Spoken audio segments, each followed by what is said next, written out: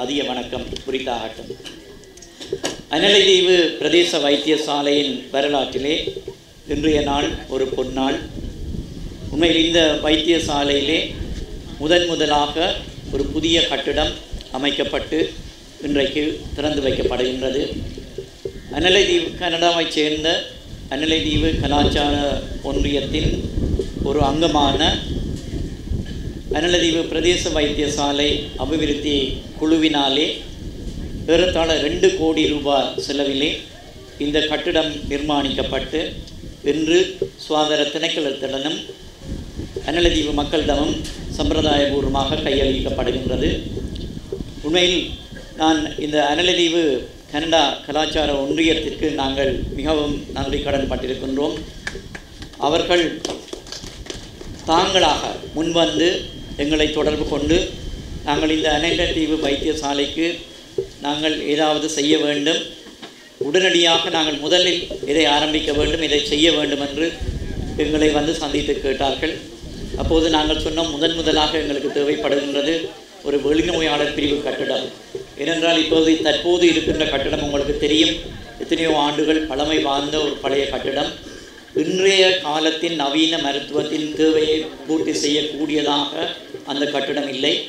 எனவே இன்றைய நவீன காலத்தின் மருத்துவ சேவையின் தேவையை பூர்த்தி செய்யக்கூடியதாக ஒரு வெளிநோயாளர் பிரிவு கட்டிடம் இங்கே அமைக்கப்பட வேண்டும் என்று கேட்டேன்.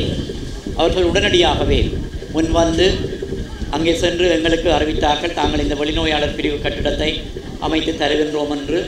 அதற்குரிய அனுமதிகளையும் நாங்கள் பெற்றுக் கொடுத்தோம். அந்த அடிப்படையிலே மிகவும் பல்வேறு சிரமங்களின் மத்தியிலும் அவர்கள் நேரடியாக இங்கே வருகை தந்து இங்கே இன்றைய திறப்பு விழாவில் இங்கே கலந்து கொண்டிருக்கின்றார்கள். திரு நடேசன் அவர்கள், திரு அருணன் அவர்கள் நேரடியாக அடிக்கடி இங்கே வருகை தந்து இந்த கட்டிடம் அடிக்கல் நாட்டப்பட்டது முதல் இன்று வரை உண்மையிலே மிகச் சிறப்பாக அவர்கள் முன்னின்று உழைத்து இந்த கட்டிடத்தை சிறப்பாக பூர்த்தி செய்து இந்த மக்களுக்காக வழங்க வேண்டும் என்று உழைத்திருக்கின்றார்கள். அவர்கள் அனைவருக்கும் இந்த சந்தர்ப்பத்திலே எங்களுடைய நன்றிகளை நான் தெரிவித்துக் கொள்கின்றேன். அதிலும் குறிப்பாக டாக்டர் வைத்திய கலாநிதி மகப்பேற்று நிபுணர் டாக்டர் குமாரசாமி கிருபானந்தன் அவர்கள் கனடாவிலே டொரண்டோவில் இருக்கின்ற ஸ்காபரோ வைத்தியசாலையிலே மகப்பேற்று வைத்திய நிபுணராக இருப்பவர். அவர் இன்றைய திறப்பு விழாவை சிறப்பிக்க வேண்டும் என்ற அடிப்படையிலே தன்னுடைய வேலை பழு எல்லாவற்றையும் ஒதுக்கிவிட்டு எங்களுக்காக இந்த ஊர் மக்களுக்காக இங்கே வருகை தந்திருக்கின்றார்.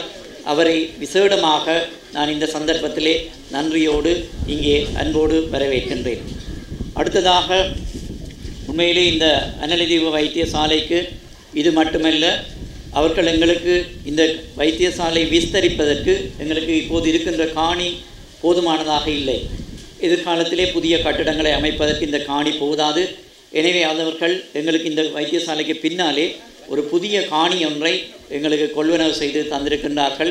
அதற்கும் நான் இந்த சந்தர்ப்பத்திலே எங்களுடைய நன்றிகளை நான் தெரிவித்துக் கொள்கின்றேன். இந்த வருடம் உண்மையிலே இந்த கட்டிடத்துக்குரிய மருத்துவ உபகரணங்கள் தளபாடங்களை நாங்கள் சுகாதார திணைக்களத்தாலே நாங்கள் வழங்குவோம். ஏற்கனவே சில உபகரணங்கள் தளபாடங்களை வழங்கி இருக்கின்றோம். ஏனையவற்றை நாங்கள் கொள்வனவு செய்வதற்கு கொடுத்திருக்கின்றோம். அநேகமாக விரைவிலே அவற்றை நாங்கள் வழங்க இருக்கின்றோம். இந்த வைத்தியசாலைக்கு எங்கள் சுகாதார உண்மையில் அனலைதீவு மக்கள் அல்லது அனலைதீவு கலாச்சார ஒன்றியம் தங்களுடைய பங்களிப்பை வழங்கியிருக்கின்றது. எனவே எங்களுக்கும் ஒரு கடமைப்பாடு இருக்கின்றது. சுகாதார திணைக்களத்தின் மூலமாக எங்களுடைய பங்களிப்பையும் இந்த வைத்தியசாலையின் அபிவிருத்திக்கு நாங்கள் வழங்க வேண்டும். அந்த அடிப்படையிலே இந்த வருடம் நாங்கள் எங்களுடைய குறித்தொதுக்கப்பட்ட PSDG நிதியின் மூலம் ஒரு புதிய ஆம்புலன்ஸ் போர்டு ஒன்றை 6 மில்லியன் ரூபாய் பெறுமதியான ஆம்புலன்ஸ் படம் ஒன்றை இந்த வருடம் நாங்கள் வழங்குவதற்கு முடிவு செய்திருக்கின்றோம்.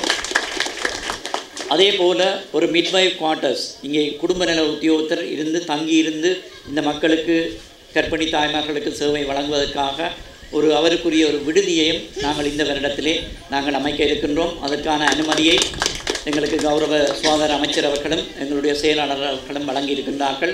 எனவே இந்த வருட இறுதிக்குள் நாங்கள் அந்த 2 விடயங்களையும் நிச்சயமாக நாங்கள் பூர்த்தி செய்வோம். இதற்கு மேலதிகமாக இப்போது நீண்ட காலமாக இந்த வைத்தியசாலைக்கு ஒரு நிரந்தர வைத்திய அதிகாரி இல்லாதது ஒரு மிகப்பெரிய ஒரு குறையாக இருந்தது. ஆனால் இப்போது டாக்டர் அற்புதராஜா அவர்கள் நிரந்தரமாக நியமிக்கப்பட்டு இங்கே தங்கியிருந்து தன்னுடைய சேவைகளை வழங்கி கொண்டிருக்கின்றார். அவருக்கு என்னுடைய நன்றிகளை தெரிவித்துக் கொள்கின்றேன். நாங்கள் அடுத்த மாதம் நியமிக்கப்பட இருக்கின்ற போஸ்ட் இன்டர்ன் லிஸ்டிலே பட்டியலிலே இந்த வைத்தியசாலைக்கு ஒரு 2வது நிரந்தர வைத்திய அதிகாரி ஒருவரையும் நாங்கள் இந்த வருடத்துக்குள்ளே நியமிக்க இருக்கின்றோம். அதன் மூலம் உங்களுக்கு தெரியும், ஒரு டாக்டர் 24 மணித்தியாலமும் 365 நாளும் இருந்து சேவையாற்றுவது கடினம். எனவே அவருக்கு இன்னொருவர் துணையாக இருந்தால்தான் அவர்கள் இருவரும் மாறி மாறி சிறப்பாக தங்களுடைய சேவைகளை வழங்கக்கூடியதாக இருக்கும். இதற்கு அடுத்ததாக நாங்கள் இந்த வைத்தியசாலைக்கு நாங்கள் ஒரு பல் வைத்திய அதிகாரியை நாங்கள் அடுத்து வருகின்ற நியமனத்திலே நியமிக்க இருக்கின்றோம். இந்த வருடம் நாங்கள் நைனாதீவு வைத்தியசாலைக்கு இந்த வருடம் நியமித்திருக்கின்றோம். அநேகமாக அடுத்து வருகின்ற பட்சிலே ஒரு நிரந்தரமான பல் வைத்திய அதிகாரியை நாங்கள் இங்கே நியமிக்க இருக்கின்றோம். எதிர்காலத்திலே இந்த வைத்தியசாலைக்கு எங்களுக்கு தெரியும், ஒரு மகப்பேற்று விடுதி இங்கே இருக்கின்ற கட்டிடங்கள் எல்லாம் மிகவும் பழமை வாய்ந்த கட்டிடங்கள், திருத்த முடியாத சூழ்நிலையில் இருக்கின்ற கட்டிடங்கள். நிச்சயமாக எதிர்காலத்திலே ஒரு மகப்பேற்று விடுதியும் ஒரு ஆண்கள் பெண்களுக்கான விடுதியும் அமைப்பதற்கு நாங்கள் நிச்சயமாக எதிர்காலத்திலே நாங்கள் நடவடிக்கை எடுக்க இருக்கின்றோம். இந்த தீவக பிரதேசத்திலே எங்களுக்கு சுகாதார திணைக்களத்தின் கீழே 9 வைத்தியசாலைகள் இருக்கின்றன. இந்த 9 வைத்தியசாலைகளிலே நாங்கள் தற்போது 2 மண்டதீவு வைத்தியசாலைக்கு நாங்கள் ஒரு வெளிநோயாளர் புதிய கட்டிடம் ஒன்றை சுகாதார திணைக்களத்தின் மூலம் நாங்கள் கட்டி கடந்த வருடத்திலே திறந்து வைத்திருந்தோம். அதே போன்று எழுவைதீவு வைத்தியசாலைக்கு ஆஸ்திரேலியாவைச் சேர்ந்த டாக்டர் நடேசன் என்பவர் தன்னுடைய சொந்த செலவிலே ஒரு வெளிநோயாளர் பிரிவு கட்டிடத்தை எழுவதீவிலே எங்களுக்கு அமைத்து தந்திருந்தார். இப்போது நாங்கள் வேலணை, காரைதீவு, காரைநகர் ஆகிய 2 வைத்தியசாலைகளிலும் வெளிநோயாளர் பிரிவு கட்டிடங்களை அமைத்து கொண்டிருக்கின்றோம். இதற்கு மேலதிகமாக நெடுந்தீவிலே வெளிநோயாளர் பிரிவு கட்டிடத்துக்கான பணிகள் இப்போது ஆரம்பிக்கப்பட்டிருக்கின்றன. இப்போது இன்றைக்கு இந்த அனலதீவு வைத்தியசாலையிலே நாங்கள் இந்த வெளிநோயாளர் பிரிவு கட்டிடத்தை திறந்து வைத்திருக்கின்றோம். அடுத்த இந்த வருடத்திலே ஊர்காவத்துறையிலே ஒரு வெளிநோயாளர் பிரிவு கட்டிடத்தை நாங்கள் ஆரம்பிக்க இருக்கின்றோம். எனவே தீவக பிரதேசத்தில் இருக்கின்ற 9 வைத்தியசாலைகளிலே 7 வைத்தியசாலைகளுக்கு புதிய வெளிநோயாளர் பிரிவு கட்டிடங்களை நாங்கள் இந்த வருட இறுதிக்குள்ளே அமைப்பதற்கு நடவடிக்கைகளை முன்னெடுத்திருக்கின்றோம். இதிலேயுமே எஞ்சி இருப்பது எங்களுக்கு புங்குடுதீவும் நைனாதீவும் தான். நிச்சயமாக எதிர்வரும் காலங்களிலே புங்குடுதீவு, நைனாதீவு வைத்தியசாலைகளுக்கும் புதிய வெளிநோயாளர் பிரிவு கட்டடங்களை அமைப்பதற்கு நாங்கள் நடவடிக்கை எடுக்க இருக்கின்றோம். இதே போன்று ஆம்புலன்ஸ் போர்டு, உண்மையிலே இந்த நோயாளர்களை நாங்கள் இடம் மாற்றுவதற்கு, யாழ்ப்பாணத்துக்கு அனுப்பி வைப்பதற்கு நெடுந்தீவுக்கு ஒரு ஆம்புலன்ஸ் போர்டு ஒன்று 2005ஆம் ஆண்டிலே நாங்கள் யுமெடிகாவின் உதவியோடு வழங்கப்பட்டிருக்கின்றது. நைனாதீவுக்கு 2010ஆம் ஆண்டிலே ஒரு ஆம்புலன்ஸ் போர்ட்டை வழங்கினோம். உண்மையில் அந்த போட் நாங்கள் நைனாதீவு, அனலதீவு 2 தீவுக்கும் சேர்த்து தான் உண்மையிலே நாங்கள் அதை வழங்கினோம். ஆனால் அந்த ஆம்புலன்ஸ் போட் இங்கே அந்த கடல் ஆழம் இங்கே குறைவு என்பபடியால் அந்த போர்டு இங்கே வருவதிலே எங்களுக்கு பல சிரமங்களை எதிர்கொள்கின்றோம். அந்த போர்டு இங்கே வருகின்ற போது கோடை காலங்களிலே குறிப்பாக தரை தட்டுவதனால் அடிக்கடி அது பழுதாகின்றது. எனவே அனலதீவுக்கென்று தனியான ஒரு ஆம்புலன்ஸ் போர்ட்டை நாங்கள் இந்த வருடம் வழங்க இருக்கின்றோம்.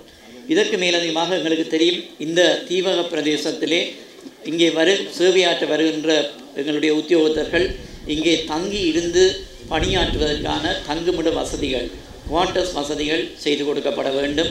அந்த அடிப்படையில் மிட்வைஸுக்குரிய குவார்ட்டர்ஸ் நாங்கள் ஊர்காவத்துறையிலும் புங்குடுதீவிலும் கடந்த வருடங்களிலே அமைத்திருக்கின்றோம். இந்த வருடம் அனலதீவிலே அமைக்க இருக்கின்றோம்.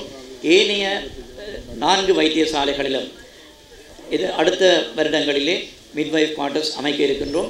இந்த வருடம் நாங்கள் கடந்த வருடம் நெடுந்தீவிலே பாராமெடிக்கல் ஸ்டாஃபுக்குரிய குவார்ட்டர்ஸை அமைத்திருக்கின்றோம். கடந்த வருடம் ஊர்காவத்துறை வைத்தியசாலை வைத்தியர்களுக்குரிய விடுதி பணிகளை ஆரம்பித்திருக்கின்றோம். இந்த வருடத்திலே அவற்றை நாங்கள் நிறைவு செய்ய இருக்கின்றோம். எங்களுக்கு தெரியும், இந்த தீவக பிரதேசம் எங்களுக்கு தெரியும், உண்மையிலே ஏனைய யாழ் மாவட்டத்திலே ஒரு விசேட கஷ்ட பிரதேசம், ஒரு விசேடமான கவனம் செலுத்தப்பட வேண்டிய பிரதேசம்.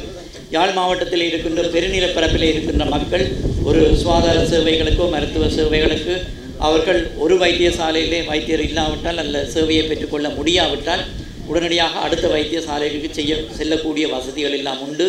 ஆனால் இந்த தீவக பிரதேசத்திலே அப்படியான நிலைமை இல்லை. இந்த பிரதேச மக்கள் எங்களுடைய அரசாங்க இந்த வைத்தியசாலைகளிலே தான் தங்கியிருக்கின்றார்கள். அடுத்தது எங்களுக்கு தெரியும், இன்றைக்கு தீவக பிரதேசத்திலே இருக்கின்ற மக்களிலே பெரும்பான்மையானவர்கள் வறுமை கோட்டுக்கு கீழே வாழ்கின்றவர்கள். இங்கே தனியார் வைத்தியசாலைகள், பிரைவேட் ஹாஸ்பிட்டல் என்றும் இல்லை, அங்கு செல்லக்கூடிய நிலையிலும் அந்த மக்கள் இல்லை. எனவே நிச்சயமாக எதிர்வரும் காலங்களிலே இந்த தீவக பிரதேசத்தில் இருக்கின்ற வைத்தியசாலைகளின் வளர்ச்சிக்கு, அபிவிருத்திக்கு நாங்கள் சுகாதார திணைக்களத்தின் மூலம் முன்னுரிமை வழங்கி அபிவிருத்தி செய்து இந்த பிரதேச மக்களுக்கு சிறப்பான மருத்துவ சேவைகளை முன்னெடுத்து செல்வோம் என்று கூறி அமைகின்றேன். நன்றி, வணக்கம்.